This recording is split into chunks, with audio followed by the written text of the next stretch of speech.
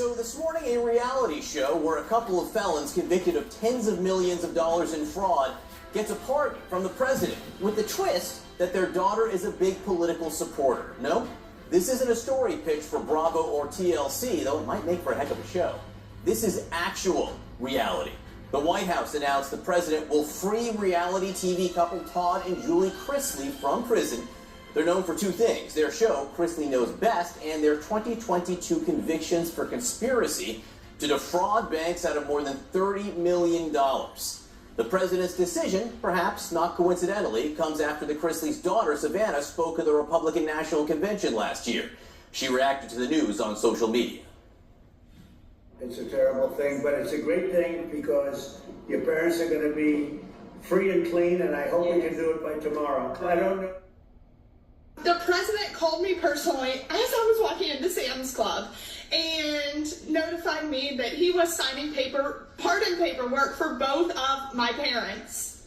So both my parents are coming home tonight or tomorrow, and I still don't believe it's real.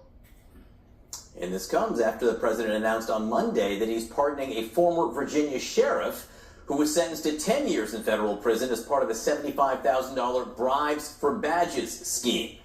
Let's get right to CNN's Elena Treen at the White House this morning for this barrage of pardons. That's exactly right, and it does seem a bit like a reality TV show, John, because yes, the president issued full pardons yesterday for Todd and Julie Chrisley, these big reality stars in that USA Network hit show, Chrisley's Know Best.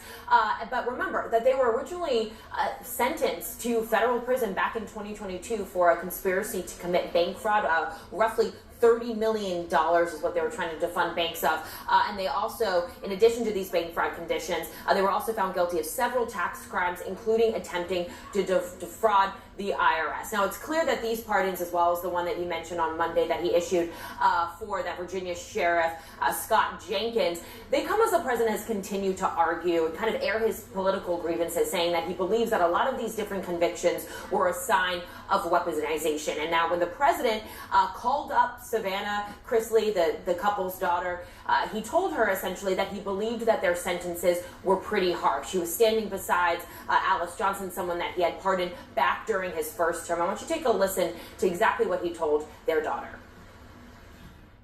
It's a terrible thing, but it's a great thing because your parents are going to be free and clean, and I hope we can do it by tomorrow. I don't know them, but give them my regards and wish them. Mr. President. Yes. How are you? I just want to say thank you for bringing my parents back.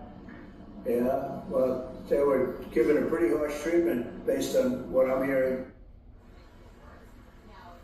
Now, John, I would remind you again, and you kind of emphasize this, but Savannah, this couple's daughter, she did campaign for the president throughout the 2024 presidential campaign. She also got up during the RNC, gave a public speech, and she also was recently on Fox News talking to Laura Ingraham about how she believed that her parents should be released. Now, similar to the other case where he pardoned that sheriff, Scott Jenkins, he was also a supporter of the president. He was a big supporter of gun rights as well. So there is a bit of a theme here, but we have seen the president use his pardon power pretty widely, particularly during his first term, but then of course at the start of this year as well, of his second administration, when he pardoned essentially all of those who were convicted for their role on January 6th. So big news in the reality TV world today, John.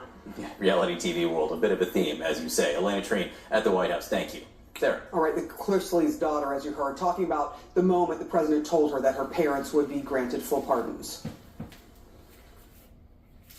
He was like, you know, you guys don't look like terrorists to me, was his exact words, which was pretty funny. But he just said that their sentences were outrageous and they were treated unfairly from everyone that he has spoken to, and that he wanted to bring my parents home and not just grant them a commutation, but he wanted to give them a full pardon. And for the record, they were not charged with terrorism. They were charged and convicted as tax cheats and fraudsters. Joining us now to talk about the pardons, CNN legal analyst and criminal defense attorney Joey Jackson. Trump says he doesn't know the reality TV show couple, but as you saw there, that his daughter, the daughter of the Chrisleys, was on the campaign for him for his second try at presidency. Now he's in the presidency and has pardoned the parents, and he says you got a pretty bad deal, a pretty raw deal there. Did they, for what they were convicted of? So you know what happens, Sarah? Good morning to you. What happens is that we have a process in this country, and that process is pretty varied. And what ends up happening is that you have a Department of Justice that investigates with the FBI. They decide to bring forward charges. You have a U.S. Attorney's Office full of prosecutors, and then they go to a grand jury of our peers, and the grand jury, more often than not, returns an indictment saying you're accused of various things. In this case, there were 10 charges that they were found guilty of relating to bank and tax fraud, and that's after a jury reaches a determination. So my only thing is, look, you have a president, and all presidents are constitutionally imbued with the authority of pardoning, but the process in terms of a practitioner is about court and what a jury makes a determination of. And this jury made a determination on 10 separate occasions with the counts, $36 million bank fraud, but that's all wiped away based upon the presidential authority to pardon. I am curious, when you look at this, you know, each time Donald Trump has basically said, look, the Biden Justice Department, the Justice Department in office when Biden was in office is, you know, mistreating all of these people. And he said that about the January 6 people, even though some of them are caught on camera being violent, they were pardoned. What is this doing to the justice system? What do you see this doing to the justice system when you see it's very obvious that almost all of the people that he has pardoned now have been either on his campaign or big supporters, vocal supporters of Donald Trump? Yeah, I think that, listen, there's a concern, and the concern is that you have to live in a society where the rule of law prevails. Now, the pushback to that would be the rule of law would suggest that Article 2 of the Constitution says that the president makes a decision with regard to who to pardon.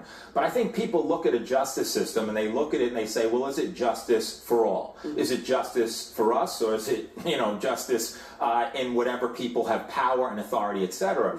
And so when you look at pardons that are being issued, reality TV stars after being convicted of a jury of their peers, you look at a variety of other pardons based upon political support, etc., it kind of makes you wonder. But there is some notion that there's this weaponization of the prosecutor's office, of the Department of Justice, etc. And I think what Republicans will point to is they'll say, hey, well, look at Mayor Adams, he's a Democrat. Look at Rod Blagojevich, she's a Democrat. But I think when you look at it, it has to be a system that is really proportionate and that does the right thing. And I think historically, pardons are meant for what is appropriate and just, not just to undo what you think politically is in your best advantage. And that's the problem. What he's doing at this point, and every president can do this, is sort of thumbing his nose at the jury, especially in some of these cases, one of which the person had not yet gone to jail in the case of that sheriff. The entire system of justice, it turns it on its head, and that is somewhat problematic. But I think there's a president who, of course, he himself was convicted of things, so he has a personal, feeling about it. All right, that is a very good point, Joy Jackson. As you always do, making good points. That's why we keep inviting you back. Appreciate you. Thank you, Sarah. Okay.